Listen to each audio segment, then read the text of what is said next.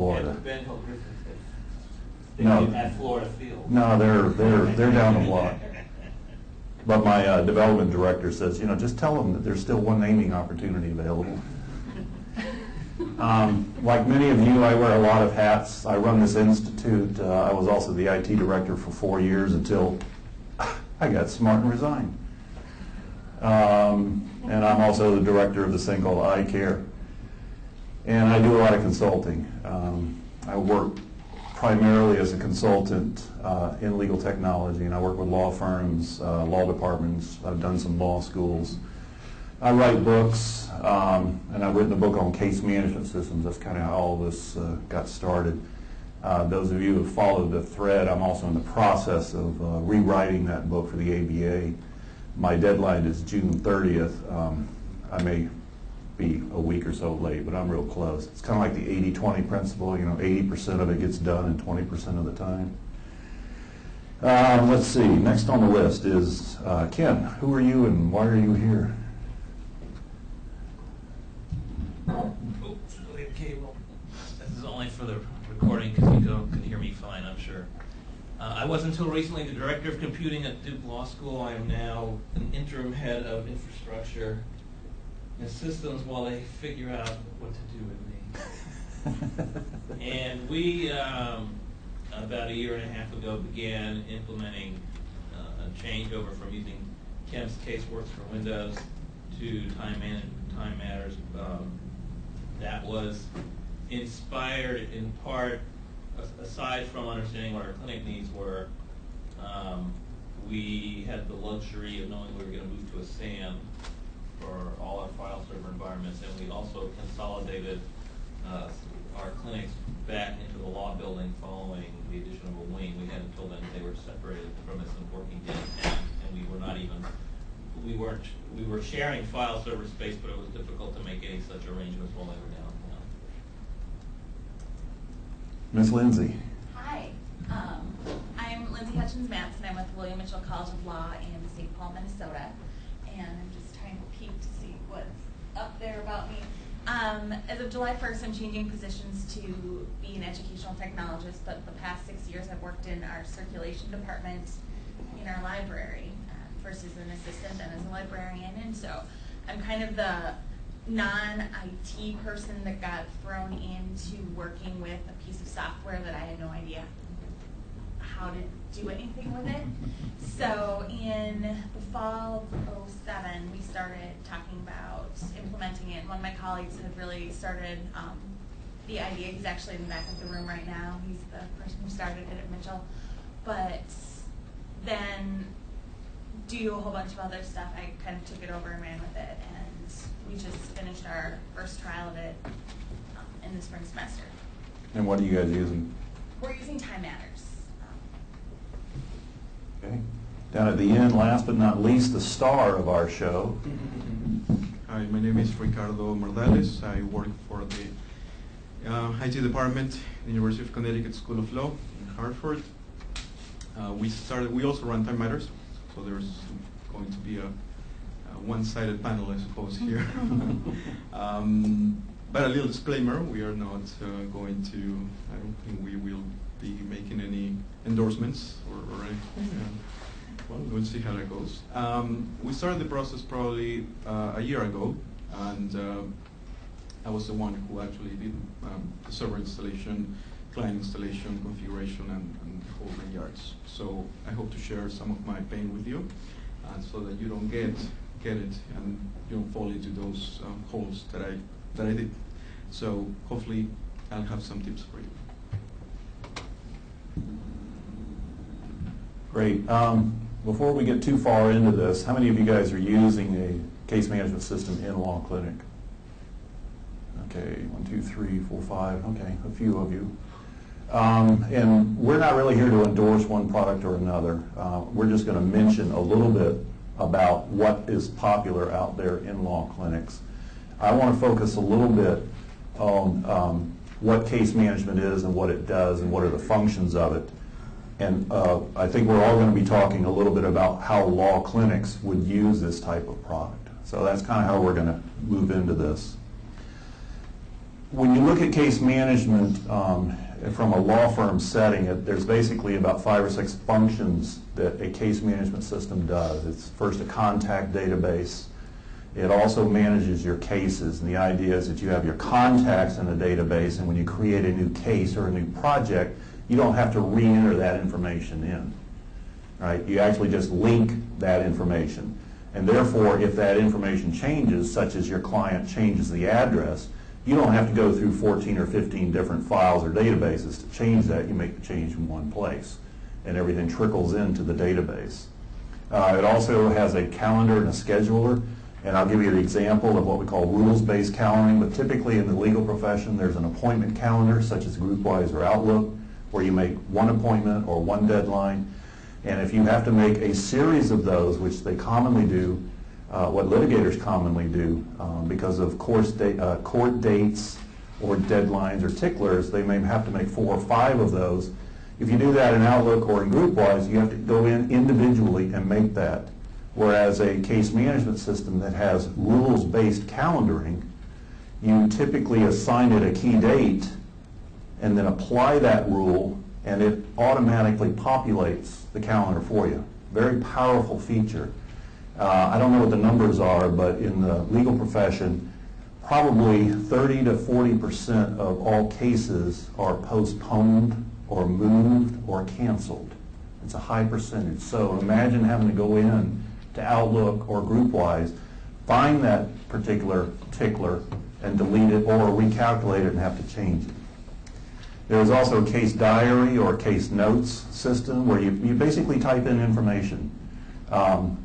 What lawyers commonly do is they'll do a memo to the file where they write something on a yellow pad, or they may dictate it and their secretary will type memo to the file, and then that goes into the paper file. It's either a Word or a WordPerfect document, but it's in the paper file. Whereas with a case management system now, it's in the database. Therefore, everyone working on the case has access to that. In a law school setting, in a clinic, you'll typically have the professor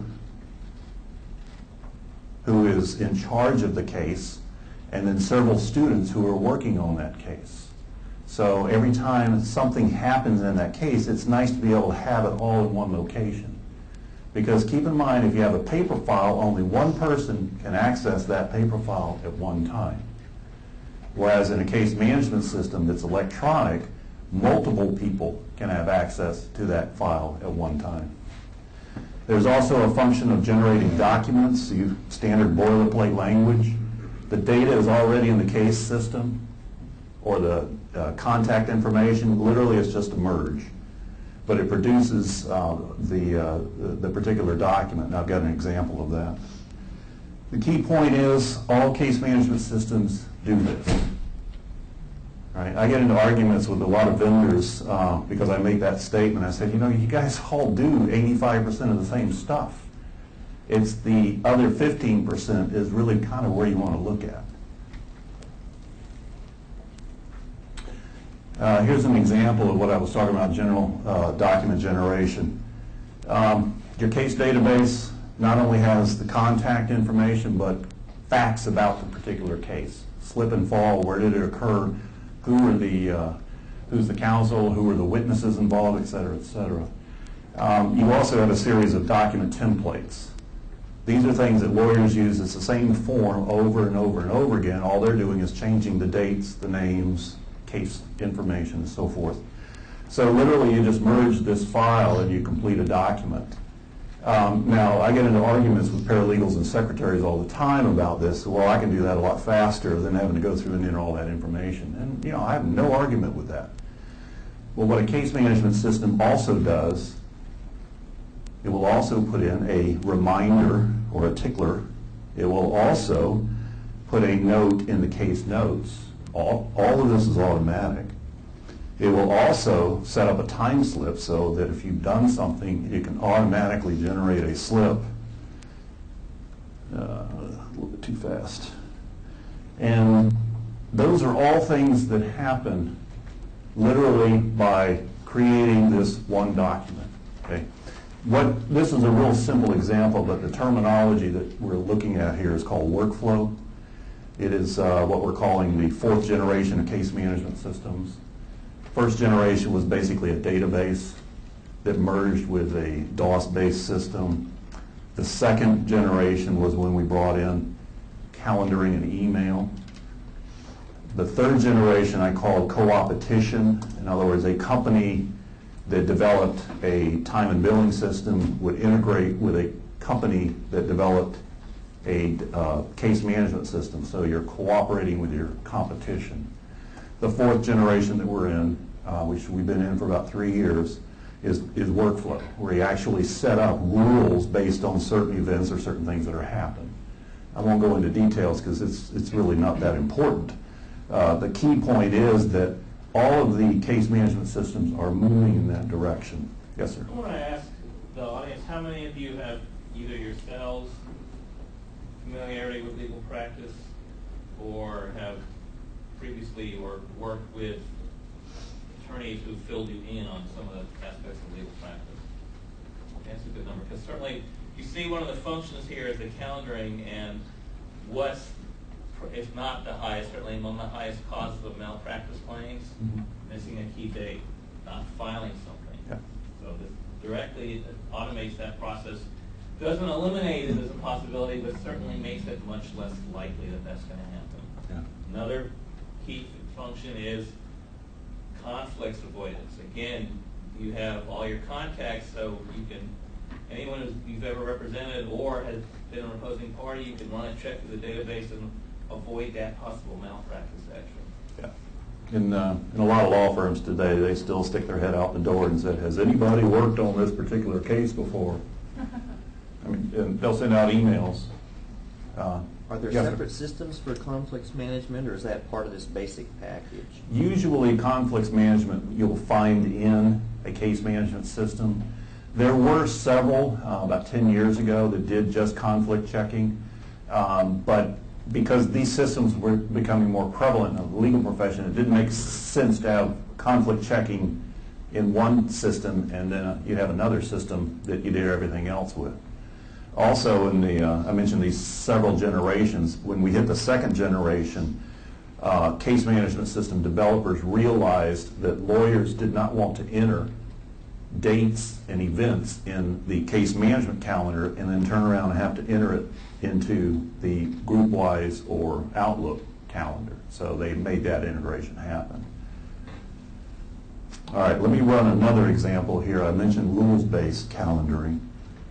Essentially, you know, the way things work here is that you have a key date, which could be a trial, could be a deadline, and then there are several triggers or ticklers, I like that, trigglers, that are scheduled prior to that, right? And these are typically rules that are set by the courts. They may be set internally by the law firm. It doesn't matter. But the idea is that you have one key date and everything sort of triggers off of that. What happens often is that something is postponed. So in this example, we're postponing it 3 months. 4 months. Thank you. 3 weeks. I knew that. I can't read. That's right. These are all the same calendars. So you're postponing this 3 weeks. Now, if you were in GroupWise or Outlook, you'd have to go in, delete that one, move it there, delete that one, delete that, delete that. First of all, you'd have to find it and then delete them. But with a case management system, what happens is it automatically just reschedules and puts it in the right place. They also have algorithms to determine whether it's a holiday, whether it's a weekend, and you set the rule. If it's a weekend, do you go on a Friday or do you go on a Monday? I mean, this is, again, litigators use this, transactional attorneys probably wouldn't use this very much. Now, I mentioned that, 85%, I'm sorry, case management systems basically all do the same things, 85% of the same functionality. So what makes them different? Usually it's how it looks and how the workflow, in other words, how the attorney, or in our case, how the law student, how they're going to be using the system. All case management systems are customizable. Lindsay, how many clinics do you guys have? I know over 12. 12 clinics, all right? So in her example, you could use the one system, one database, and you can configure it differently for each clinic. Now, why would you do that? Well, in a civil clinic, you're going to be collecting information that's different from a criminal clinic, right? I mean, you can just imagine, you know, there's different data fields, right? That's why you have these differences. And so that sort of sets the stage as to what the differences are between the systems. And the last thing is the integration. You know, are you a group-wise shop or are you a Outlook shop? Or as I like to call it, Lookout. All right, so that is there. If you're using Hot Docs for one reason, that integration needs to be built in. Are you WordPerfect or Word? Okay, those are all the things that you kind of need to look at. And yes, the world is going to Microsoft, and yes, most of the developers have systems that integrate with Outlook and with Word. Some of them will integrate with GroupWise and with WordPerfect. All right? Now, I think during the discussion several months ago on TechNoise, we were talking about who's using what. And so I just kind of picked out a few of the names. By the way, there's probably about 40 to 50 case management systems that are out there. These are the ones that sort of came across in our little quick survey. By and far, Time Matters and Amicus Attorney led the group. There's a few people out there with Abacus Law. They're based out of San Diego. Kemps Caseworks, they're out of Atlanta, aren't they? Yeah. John Kemp's been in business for a long time. He's very prevalent in legal services organizations too, which is sort of a natural migration to law school clinics. And then there's this group called Practice Manager Group. I'm sorry, this is Practice Master, which is from the company that does Tabs 3 software technology. So again, those are common. Now, again, my disclaimer is here, there are more out there. By the way, vendors will give you the software. They want you to pay for the maintenance. And somebody's got to install it. And somebody's got to do the training. Somebody's got to configure it. But they'll give you the software for free. All right. One thing that I want to talk about a little bit and get into this, and this is where these guys really come into play, is talking about some of the things that happen during implementation. All right, and the reason why I'm showing this particular video is that sometimes IT may be heading off on a slight curve, but they always pull it back just in time, right? This has been on the internet for a while. All right, I'm almost done, and you guys are going to jump right in. When we had our email discussion amongst ourselves and we were talking about, you know, what are some of the problems that we faced, these are the ones that came out. And I think this is Lindsay and Ricardo that were sort of bringing most of these out. But the first thing for us, you know, from law school perspective, is the contract negotiation. Again, I mentioned what's the cost. Well, they'll give you the software for free, but of course they want maintenance, which, by the way, some vendors will give you the maintenance for free because you are a law school. But there's also, you know, who's going to install it and maintain it and do the training. All right, we could do that, or we could bring in somebody else. The other thing is, I mentioned the integration. You know, is it going to work in our environment? You know, if you're a Mac-based law school, it must be late in the afternoon. Never mind. Is Oregon here? Is Cooney here? Okay, we're safe. A big one, data conversion and data migration. In most law clinics, it's all across the board. You know, you've got Word files and Excel spreadsheets. You may have 14 different Microsoft Access databases, and nobody really knows where data is or anything. But the thing is, do you want to take some of that historical data and get it into the system? And if so, how do you do that? Most of these systems have the ability to import, if nothing else, ASCII delimited. And it's not that difficult to do. The tough thing is the data mapping. And you guys probably know all this anyway, is taking a field that says name, which has Andrew Z. Adkins III on it, and trying to put it into 3 or 4 different data fields like last name, first name, middle initial, So how do you parse that? All right, so there's a little bit of data cleanup, and that's something we all have to deal with. Configuration, we mentioned Lindsay has 12 clinics or whatever. You know, somebody's got to sit there and, you know, change the data fields, set up the rules. You know, that's our job as IT. And then training. The big question, and we're going to really touch on this because I think this is one of the biggest problems, is, you know, there's like new lawyers in the law clinic every semester. So now we've got training issues and, you know, implementation and password and maintenance and all of that stuff. I beat that one enough. All right, I think what we're going to do is, which one of you guys want to go first? Lindsay, why don't you just kind of start talking about what you guys did? All right. Well, when I took on the project back in September or October, one of the big things was just get it up and running. Keep in mind, I don't have a background in law. I don't have a JD. I know very, very little about how everything works. So I kind of had to hit the ground, like hit it from ground zero. And so we initially had a consultant who had set everything up, but didn't do much with the training process. Just to back up, Time Matters is owned by LexisNexis. It gives, you get it for free.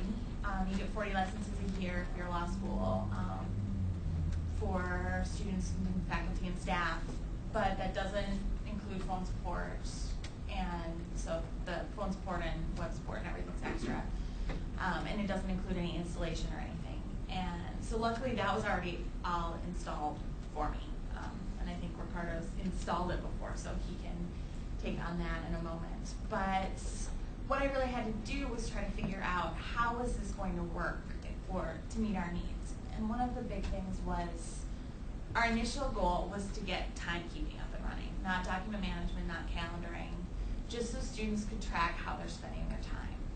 So that involves creating student users.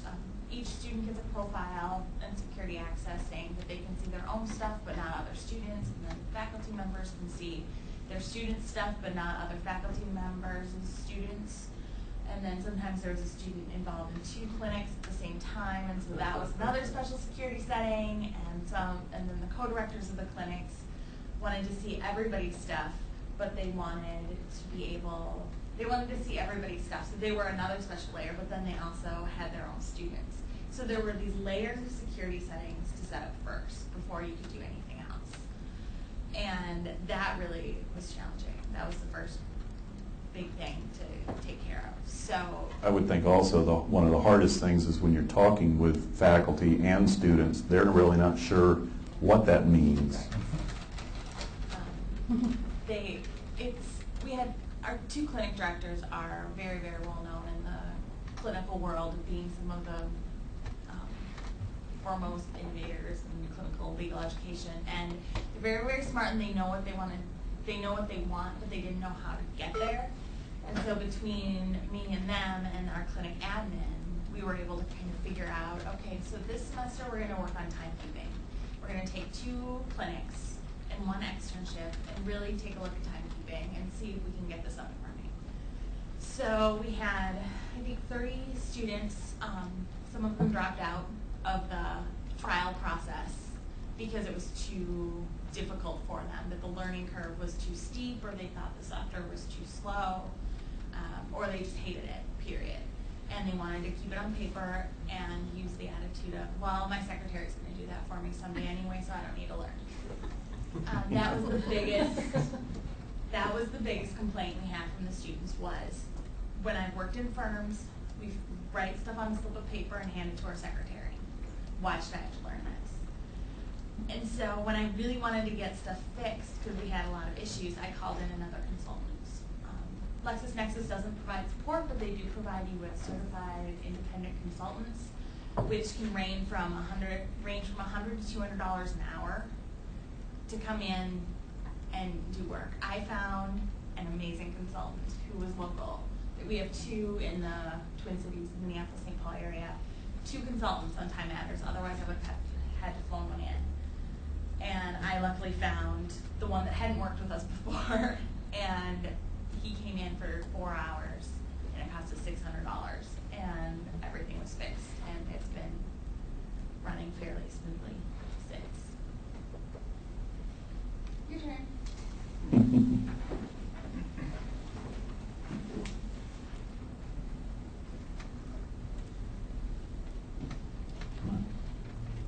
Oh, wrong button. Put my glasses on. There you go.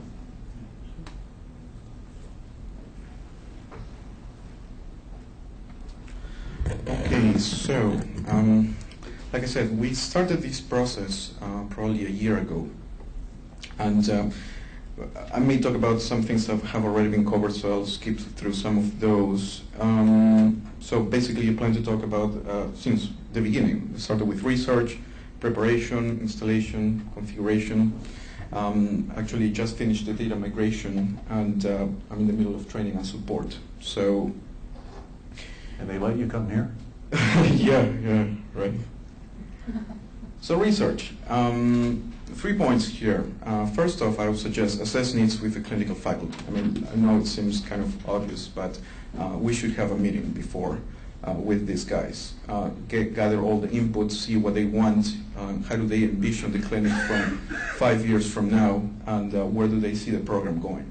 Get a sense of what their reporting needs are, their storage, and any special requests. And again, it seems kind of obvious, but it needs to be done. Second, software research. Andy mentioned that the two top candidates appear to be Amicus and Time Matters. We went with Time Matters because at the time they didn't offer a web server instance. So there wasn't a way, as it would have to be a remote session, and we were kind of interested on possibly going into web in the future. So Time Matters has this version called World Server, which we haven't implemented yet, but we hope that at some time we'll go there, as opposed to having to create a VPN or doing some. They also say that it's possible to do it with Citrix and via remote sessions. But we didn't want to go there yet. So software research, like I have, get the pricing. We requested demos from the top 3 candidates. Our top 3 candidates at that time were Time Matters, Amicus, and Prolo. I think it's from Westlaw. But funny, Prolo wanted to charge us. So we said, that's a no-brainer. So I installed the trial version on all 3 of them in a laptop, and I gave it to the clinic faculty so that to request feedback. And last but not least, I contacted some references. So when I found out that a couple of big shots, Harvard and Yale, were running Time Matters, I said, all right, well, maybe they're running it for a reason. So we decided to go with Time Matters. Preparation, software and licensing. Time Matters offers, as Lindsay mentioned, for free the Enterprise edition. So that's top of the line edition that we should be getting. They have a lower down version, which is a Pro Professional. I haven't even gotten to it, but the Enterprise version runs on SQL Server. So a software, obviously a Windows server, server licenses, CALI licenses. We'll need SQL Server, again, server licenses and CALs, backup security, and obviously Time Matters. And as Lindsay mentioned also, it's free to law school for up to 4 users, with some free initial support and some free training. I don't know if anybody ever tried their free training, but they. You're talking about the web tutorials? No, they actually said that we didn't go through it, so I think we missed it. And but they did say initial support. I think they gave us like 10 calls or something to get it going. And I'm sorry, I made a mistype here, but it's not $70 per year. After that, it's about $700 for support, right? That's, I think, more or less what we're paying. Hardware, then obviously we need a server. Since we're going to be running on SQL Server, we got one with lots of drives. SQL likes RAID 10, so something to consider. Backup tape drives, backup tapes, UPS, others. And network and security, we need to plan access to this server. map the locations and the subnets and establish an access policy. We have a clinic that is remotely, but luckily we were able to get a wire in there, so we didn't have to create a VPN or any other secure. You got a question, sorry. Yeah, sorry to interrupt you. Sure. I'm from University of Miami, and we actually are using Amicus, Mhm. and that's one of the issues I'm coming up on now. A lot of the practitioners, they want to be able to do what they need to do from remote locations, and I don't want to get into the business of dealing with the VPN client. So it's not, hasn't ballooned yet, but I see in the future that it will. And so I'm going to try perhaps to reel them in, because Amicus doesn't have a web solution yet. But for the folks out here who are using Time Matters, has anybody used the web interface at all? We have it. Oh, you have it. That's what we actually had all of our students use. It is not as great as the client version. It's a lot slower and harder to customize. But this summer we're actually putting it out. We had on-campus access using the web instead of having it accessible from off-campus so far, but that's what we're implementing this summer. And so it's slower. It wasn't that great, but Not as sexy as the... right, it's not as sexy as the real one. Something that we've done is we allow our faculty to remote desktop into their systems back in the clinic, and they're going to VPN to make that connection, but at least then they're running it, like they would in the office instead of a different interface. One of the other things that I spoke with our consultant about is, like with Time Matters, there's your client version that you can run on your laptop, and attorneys that use it take their laptops with them wherever they go. So then when they come onto campus, they just sync it. And that's what I think our solution is going to be, is that clinic students are going to have it on their laptops. PCs, students only, because Time Matters is not Mac friendly at all. And then when students come to class, for the clinic class, they're all going to just be reminded to sync up so that the database is Do you together. worry about all the student laptops carrying all that confidential data around on them? Yeah. But when they were carrying around big files of paper too, we worried. So. Yeah, one of my concerns Yeah. as well. I didn't want that stuff to be flying around for a while. I think our job is to point it out and have the attorney sign a disclaimer that says, yeah, they told me about it. I'll let you know how that goes. All right, so installation, server installation. We went with a Windows Server Enterprise Edition, a 64-bit. Has better handling of over 4 gigs of memory. Right? These partitions, and check the open ports after the install and disable unnecessary ones, and come up with a backups policy and scheduling. Now for SQL Server, we also went with a 64-bit Enterprise Edition to avoid the AWE memory issues and performance. So 64-bit seems to be is the way to go, I would suggest. And then, well, actually these would come after we install the Time Matters database, but just to point it out, separate SQL data files from log files, different disks, not different partitions. And well, choose from the same SQL instance. We can have multiple. In our case, at the law school, we have a database for each different clinic. That's how they got used to it before, and that's how that's what we did. We did one database for each clinic. So depending on their location, I have different instances of SQL Server serving different databases. And that's actually nicer because as far as security goes, we can open certain ports to certain subnets only, and only allow the location where the clinic is to access that instance of the server or the database. Traffic allowed and disable SQL browser. The fact that we disable SQL browser, I know it's security through obscurity, but it will be, I guess, another layer of avoiding a potential attack. We don't broadcast the ports outside the server. So for that, we need to add an alias on each client machine, which is not a big deal. It's just a registry key. Installing the Time Matter server, I've first run the program on the server, and after the program runs on the server, it will start a database creation utility. So it goes through the process, it does its thing, and so it creates the database on the instance that you pointed to on SQL Server, and also it needs file sharing. It's going to put what they call a data folder that contains indexes and configuration files on this data folder that needs to be file shared. Okay. They recommend obviously Windows file sharing. We don't do Windows file sharing. We are a Novell network shop, so I had to move those files to our Novell shared directories, which in a way provides another layer of security because they have to log into the Novell network in order to get to these data files and then hit the database. So kind of 2 layers there. But probably this is the part that it took me a little while to get because, well, first of all, unfortunately, Time Matters or Lexis, they don't have the best documentation out there. For installing this, you have to go through the help file and try to hope for the best, I suppose. So this is a key part, I would say.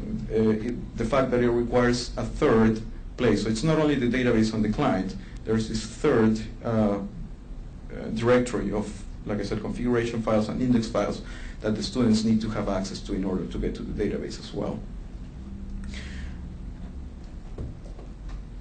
Okay, and installing the client, as I mentioned, they need access to the SQL Server. If you have it hidden, we'll need a host file, and that SQL alias registry key that I mentioned, and access to Time Matters. Again, you will need access to that shared directory with the index files and the configuration files. And updates, they're up to S-Service Release 1B as of February 08. Configuration, well, there are some programs set up that I, again, met with the clinic faculty, and we customized fields. We did some input masks as well, particularly for the dates, and when you capture amounts, dollar amounts, that has to be done beforehand. Otherwise, the students will go in and they will start entering data the way they want, and then later on, for reporting purposes, it's going to be trouble. So that needs to be done at this point, as well as the queries and the reports. Security policies, there is, each clinic has its own different security policies. Some of them allow them to create matters, which are considered cases. Some of them allow them not, or don't allow them to create those cases. So it depends on the clinic. What is nice about Time Matters is that it lets you create groups. So you assign, or you create a student group, and then you just assign your students to that group. So similar to an AD or some other directory. And obviously come up with some data entry procedures that the students understand. Data migration. We moved from a very, very old version of Adkins, and it really wasn't pretty. I've lost some hair, and I'm not 30 yet.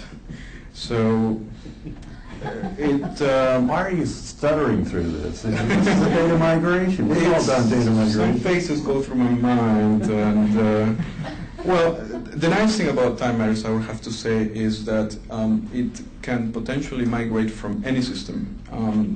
When we do a file import and we see the list of all the different programs that it can import from, it's really amazing. I mean, all of them are listed there. Yeah. So, while it's a matter of mapping the fields correctly, of course, it's really up to or how the data was originally entered. So, I guess one more tip would be do a backup and backup once you complete the initial install. So when the database is blank, right? When the database is blank, back it up as much as you can, because during data migration, we're probably going to have to reload it, or I did reload it several times, a blank database, because the fields were just all over the place. Time Matters works with codes, so clients have codes, whether they are, the contacts table have codes where they are clients or witnesses. The matters or the cases table have codes depending on the kind of case there is. So it's better to import those codes in advance to get a better process going here. And support and training.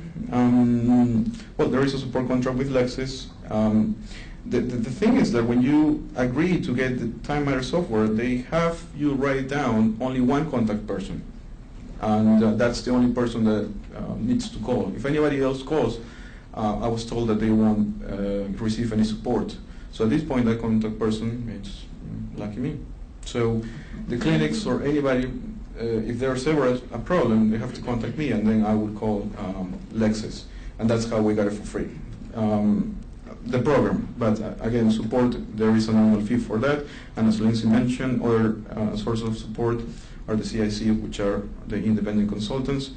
Training, at this point, I'm training the faculty, and then they go and train the students with some of our help as well.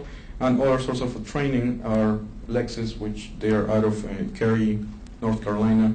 But one we have to go over there, again, the CICs.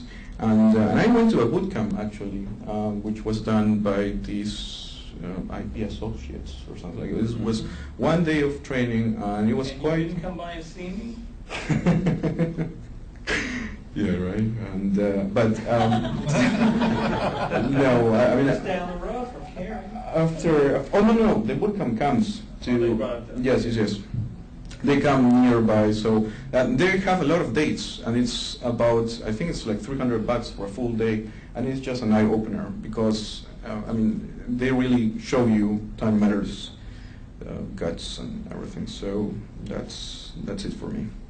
Any questions as far as the installation? Anything? By the way, Ricardo is available for building an installation. Notice I didn't put my email address. One of the other things to think about too is that I think most law schools have a LexisNexis rep that works with them. You kind of get to know that person very well, during this process, because if you do have a problem or whatever and you can't get support through Lexis or whatever, you might be able to get support through your local rep. And sometimes that, in other words, they know who to call and what buttons to push. We've got a few minutes left, and I think when we had our laugh fest about talking about installation and software in law clinics, that was our conference call. I called it the Laugh Fest. We kind of came up with a sort of some initial lessons learned, so to speak. The big one is the top one, is you have to put yourself in the clinic's shoes, whether it's faculty or whether it's students, and you have to ask, what's in it for me? I think as Lindsay mentioned that, you've got students that you're telling them they need to enter their time. Says, well, when I do that in a law firm, I just write it on a sheet of paper and give it to somebody else to enter. All right, so you've got to kind of face those types of issues. And as Ricardo mentioned, that's part of that initial assessment. What are you going to be using this for? Let me show you the power, but you need to tell me how to set it up. And I can guarantee you it's not an overnight thing, and it's not a one-time thing. It takes a little while for people to understand the power of, we're talking about Time Matters, but any of these systems. And so you've got to kind of be there and be available to them in order to make changes, help them use the system a little bit better. You also need to put out what the benefits are. Why are we doing this?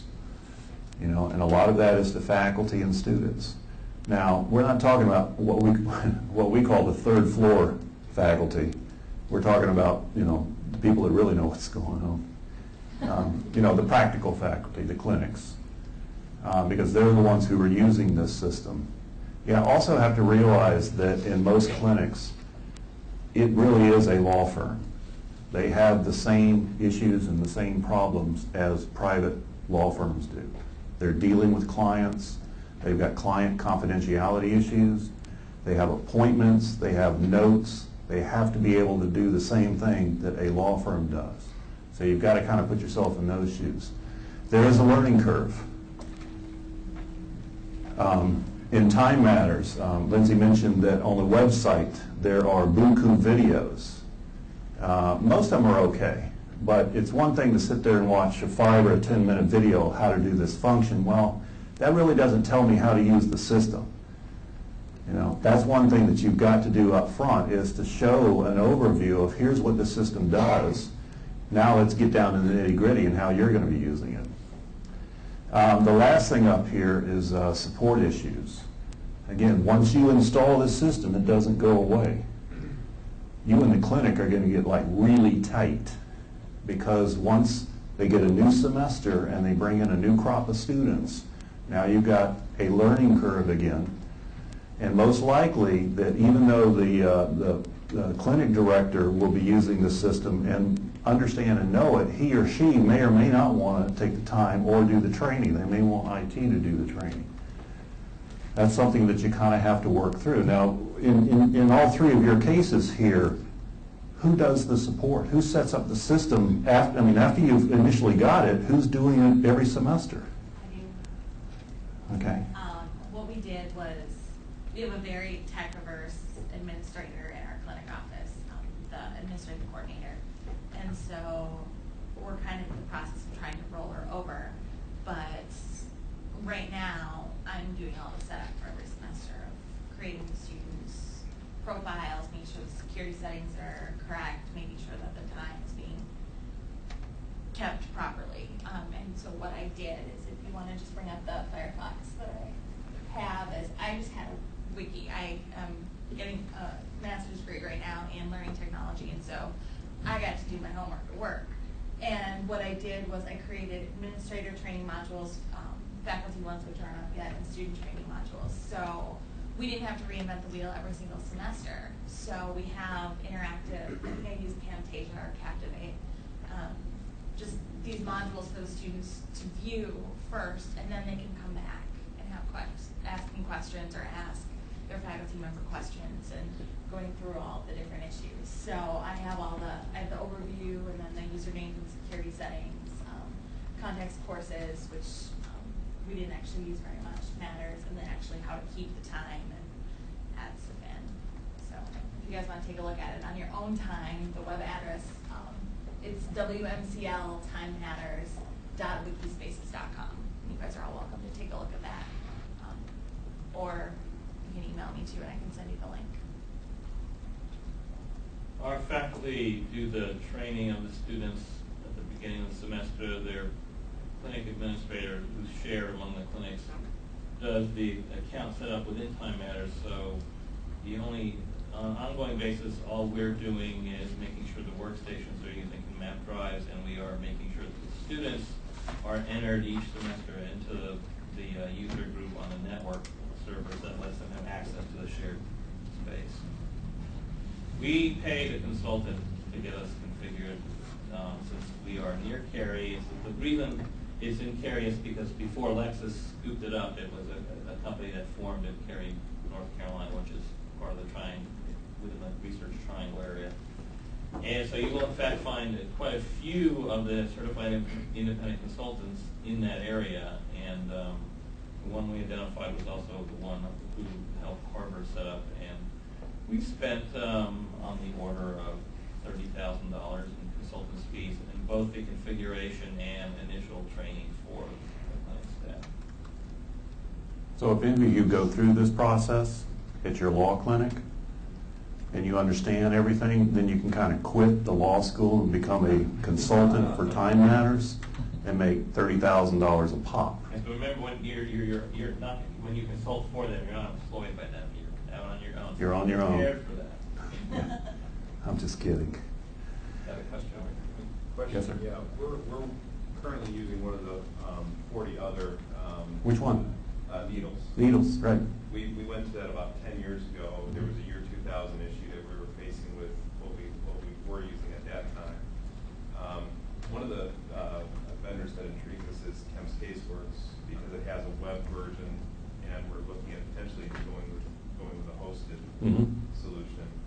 And I'm hearing, Ken, that you moved away from. We moved from Kemps. The version we had was sitting on top of Access, and the clinics first clinic we had was, the first clinic we really had was the AIDS Law Clinic, and then we started expanding, and they were finding that Kemps just wasn't flexible enough for their use and wasn't powerful enough for their use.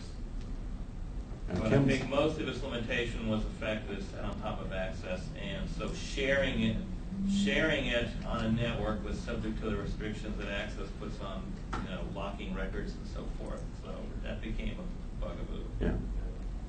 Well, Kemps is, they've been rewriting.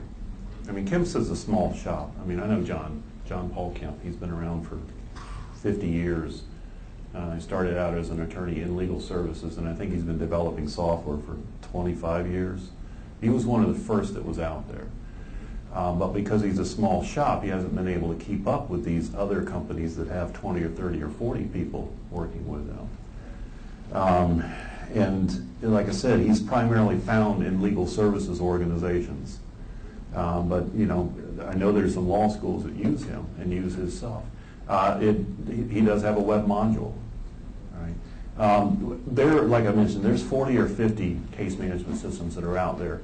I'd say at least half of them have a true web interface. The other half you have to access through VPN or Citrix or Terminal Services or one of those. But you're starting to see more and more of this. I mentioned before that I'm rewriting this book. Part of what I did is I had a 12-page questionnaire that I sent to case management system developers asking them a lot of these questions. And I'm seeing a lot more of these systems now that either are only web-based, in other words, the old ASP, application service provider, or now the term is software as a service, which is web or browser-based only, and that you can either host it internally or they will host it for you. Okay, there's probably 8 to 10 out there that are browser-based only. Right? But then some of the other ones you can either buy as a client server or you can buy the web or have access to both. And it is a true web interface. Okay. Are there any other questions? All right. I got one more slide here. I think we kind of all, when we were, again, on our Laugh Fest here, this is kind of what we decided that we do believe that all law schools who have clinics ought to have some sort of management system. The other thing to keep in mind is that while it is a tool to actually practice law, it also helps the faculty grade and direct the students, because the faculty have an oversee of what they're doing and how long they're taking to do things. That's why it's important to keep track of your time, because when you are taking 4 hours to do something that should in the real world only take about 15 or 20 minutes, the faculty need to be able to see that and turn around and say, well, let's talk about this. This is going to be a problem. It should not take you this long to do that. Besides, if you're billing at $250 an hour and your client's only going to pay you for 15 minutes, you can't bill them for 4 hours, or you can try. The big thing right here, don't try to do it yourself. Take advantage of an integrator. In Time Matters case, they're called CIC, Certified Integration Independent Consultants. Right? And there's a ton of them out there. Amicus Attorney has a ton of them out there too. And then you need to marry the people in the law clinic. You need to develop a strong relationship there, because they will call you for help and support. And it'd be nice if they did it from Monday to Friday, 8 to 5, like they do now. Any other questions? Well, we still got 5 minutes, and no, we're not going to let you out. Anyway, we'll be around if you guys have any other questions, but thank you all for, hope you learned a few things here.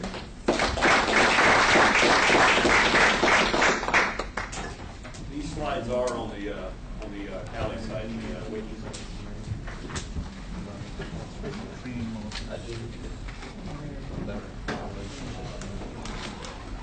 Nice job, guys. Thank you.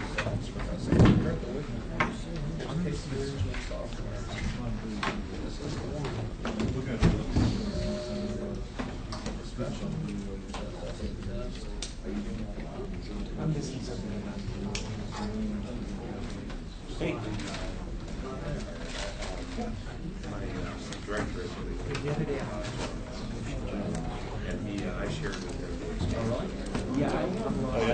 You really appreciated your view of things. You've looked at the book, your cases, the last so available for Case map is, I do a lot on the phone. well, this is, case management is, I mean, they overlap to some degree. But case map, you're using to keep track of parties and substantive facets of the case. This you're using to keep track of time, and again, parties, to set up calendaring, to set up deadlines, to actually manage all the processing of the case. There's overlap. Clearly, there's overlap. Go ahead.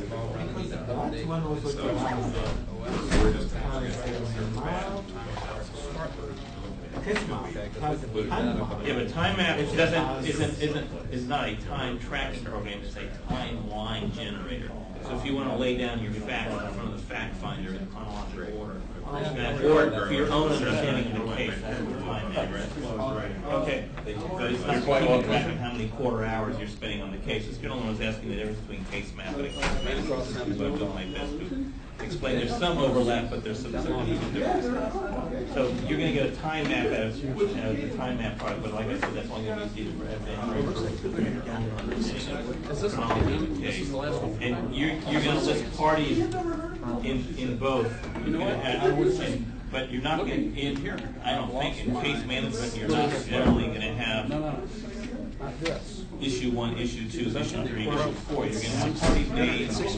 Primarily what's important is you're keeping track of the time you spent and what you did during that time. And you have a database of parties, but it's not going to have a case map. Case map, your basic unit is one case. It's not the full. And this, you've got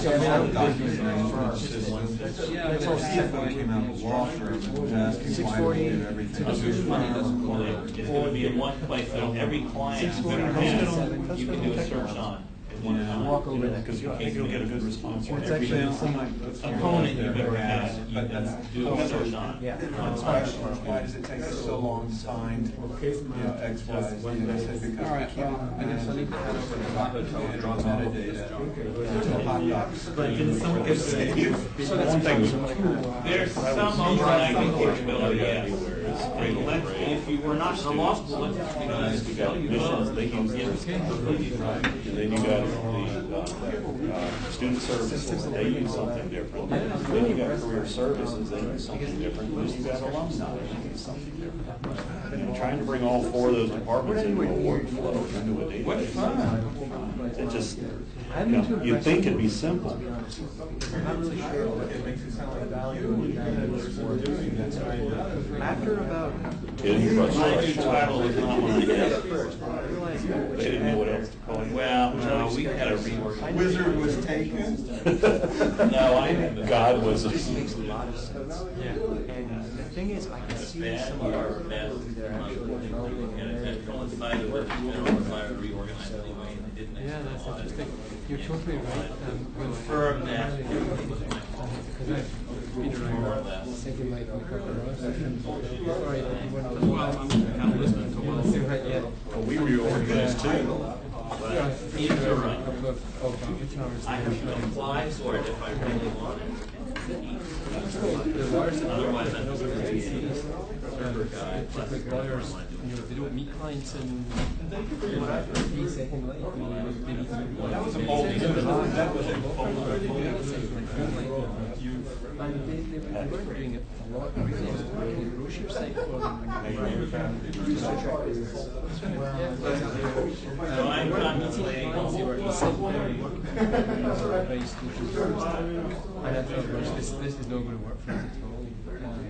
And that's why we're forging into this. I don't know what I really want to do. See, it's a solution to the problem that large lawyers have, and that is that they inherit documents, which is documents they're dealing with all the time. And therefore what you have is absolutely right. It's like a kind of content management system that you have there, because you're uploading documents all the time. And what you're doing there for us is really kind of giving students that simulacrum of what it does. But tons and tons of education